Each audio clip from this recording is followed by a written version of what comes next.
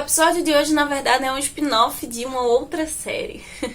E você vai entender o porquê. Essa história, ela começa em 95, quando os meus pais, seu Cesário e Dona Ruth, se casam. E antes de casar, minha mãe tinha feito todos os exames pré-nupciais, tudo certinho. E aí, um ano depois que eles estavam casados, eles começam a tentar engravidar e nada de vir um bebê. Até que em dezembro de 96, minha mãe vai fazer alguns exames de rotina e ela explica isso e não estava conseguindo engravidar. E quando o médico dela passou outros novos exames, ela descobre que ela tinha um problema sério de miomas e outras coisinhas e tal, e o médico diz a ela que ela não queria engravidar. E aí, tanto pro meu pai quanto pra minha mãe, né, pros dois, essa questão da paternidade e da maternidade era de fato uma questão, eles queriam muito.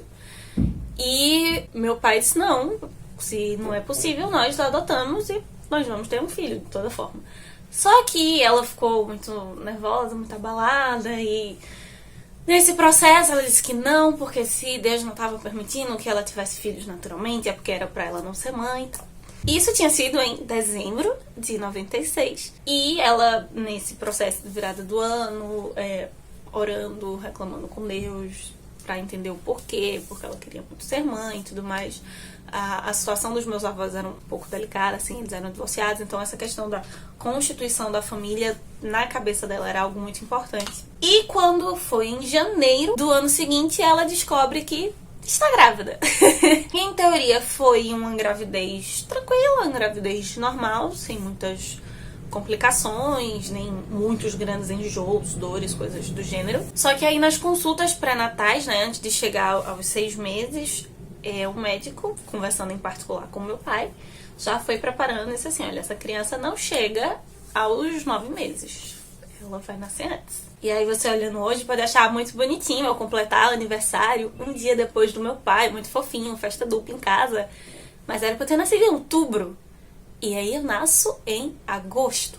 E uma informação importante pro estado da minha mãe, né, todo esse processo de não poder ser mãe e tal, que aparentemente é curto, porque a gente vê um mês só, mas foi algo muito intenso. Em especial porque Marcondes, pra quem não sabe, meu primo, ele também teve um nascimento complicado. A irmã dele, nós perdemos um primo, né, o irmãozinho dele morreu, bebê.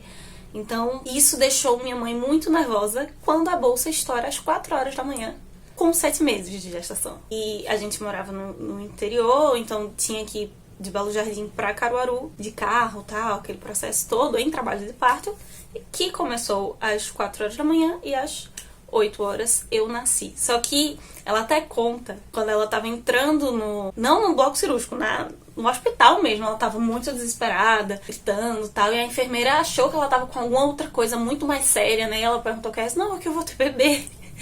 E aí a enfermeira disse, tá, mas é normal sentir essa dor. Só que a dor não era bem a dor física, era todo esse processo psicológico, esse medo, né? O bebê veio antes do momento e nós já perdemos bebês na família, toda essa questão, assim, da perda que poderia acontecer. Meu pai também nasceu numa situação meio estranha. E aí, quando eu finalmente saí, né, eu nasci de parto normal, eu nasci laçada e tive uma parada respiratória no momento da saída, do nascimento em si. E aí, por causa disso, faltou um pouco de oxigênio no cérebro. O pulmão não estava pronto, essa parada se deu também porque ele não só o bebezinho tem dificuldade do processo de mudança, né, que ocorre, que o pulmãozinho vai respirar pela primeira vez, não é mais pelo cordão umbilical, mas o meu pulmão não estava pronto para isso. Em consequência disso, eu tive alguns sopros, que é normal, que a maioria das pessoas tem, uns soprinhos no coração, o problema respiratório, mas foi juntando tudo num bebê ainda incompleto, digamos assim. E aí isso foi se alterando, eu precisei ficar na UTI 21 dias. E por causa desse fato, os meus pais oraram, a família, a igreja como um todo lá em Belo Jardim orou, e eu saí bem. Depois de 21 dias pude ir pra casa. Só que eu naturalmente já teria uma tendência a desenvolver asma, rinite, sinusite, algumas dessas doenças por causa da genética, pelos meus pais. Só que o fato de ter nascido em 7 meses, e nessas circunstâncias teve a parada respiratória, então isso se intensificou.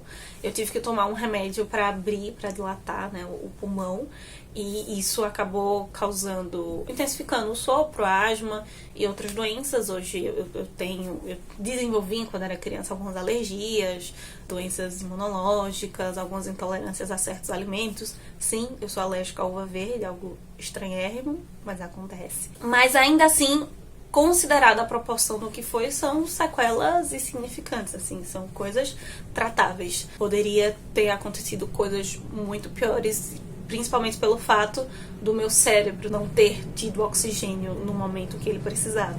Ter crises asmáticas era uma coisa recorrente, né? Crises respiratórias, eu ia várias vezes ao hospital. Com 2 anos eu tive uma crise séria que eu tive que ficar internada por mais tempo do que as outras vezes. Meu pai até ia para o Campuri, teve que cancelar a viagem por causa disso. É engraçado como na minha memória eu tenho uma relação afetiva. Eu tinha, quando criança, uma relação afetiva com o meu pediatra e com a Casa de Saúde, a Santa Efigênia de Caruaru, porque eu vivi ali. E hoje o que eu tenho são pouquíssimas, raras crises, uma vez no ano, devido a mudanças de clima e tal, nada muito grave. E eu sempre ouvi as pessoas contando essa história no meu aniversário, no Dia das Mães, no Dia dos Pais. Quando era pequenininha, adorava assistir a filmagem dos meus primeiros dias em casa, toda aquela questão que os meus pais fizeram questão de registrar, né, por ter passado tanto tempo no hospital. E parecia que eu era simplesmente uma personagem secundária. Eles falavam muito desse grande livramento na minha vida, mas como eu não lembrava de nada, parecia algo distante, parecia que era algo que eles tinham vivido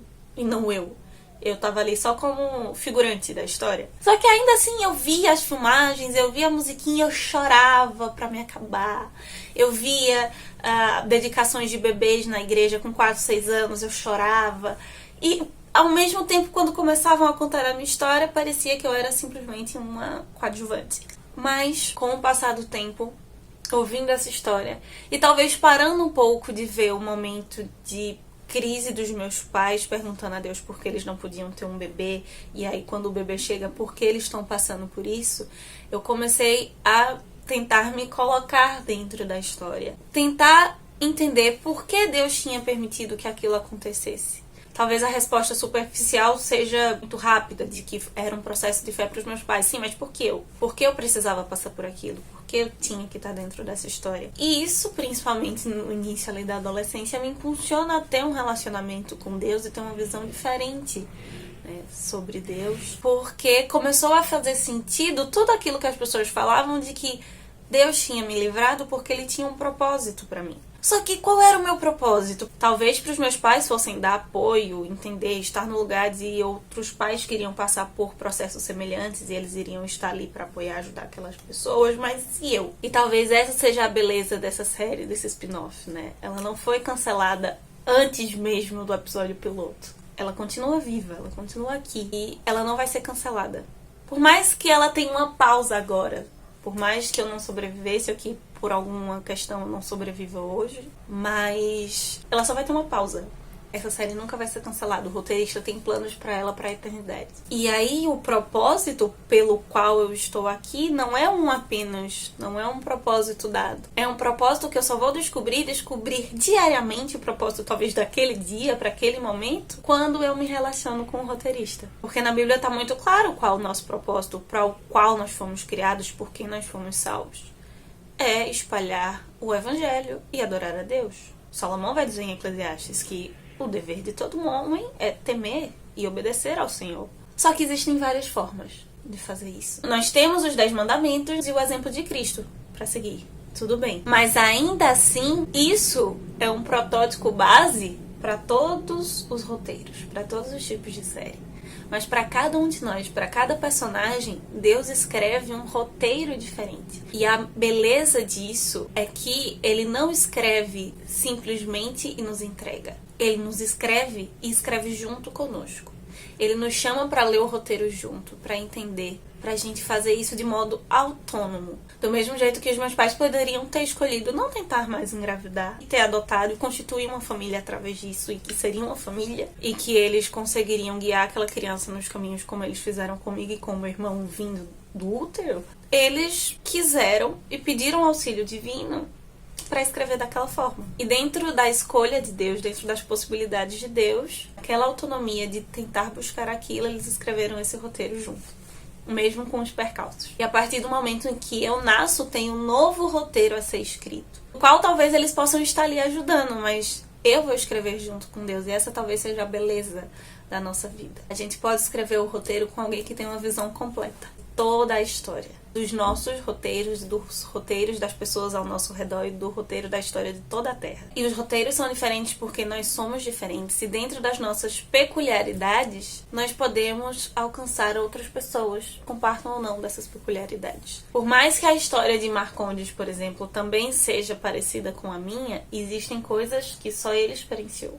Existem coisas que a mãe dele viveu que a minha mãe não viveu. Por causa disso, nós desenvolvemos dons, virtudes, talentos, experiências, modos de pensar diferentes. E Deus vai usar essas idiosincrasias nossas para alcançar outras pessoas. Por isso que ele não quer apenas mensageiros, ele não quer apenas servos, ele quer amigos, para que nós constituamos traços específicos da nossa personalidade, do nosso jeito de ser, para que junto com ele nós possamos alcançar outras pessoas deste modo específico, porque esse é o modo que ele escolheu, que ele colocou dentro de nós para um propósito especial. E esse propósito a gente só vai descobrir tendo um relacionamento com ele, porque Deus, ele é um Deus que ama a todos, mas ele se relaciona conosco de modo individual. Ele se relacionou com os meus pais naquele momento e continua se relacionando. E hoje ele tem um relacionamento e um propósito para mim diferente, específico. Então esse é o meu convite para você. Que você deixe Deus ser o roteirista da sua história. Você tem autonomia para atuar o seu papel da forma como você achar melhor, de acordo com o intuito dele, mas o roteiro já está escrito. E o piloto, ele escreveu com sangue, pensando em você.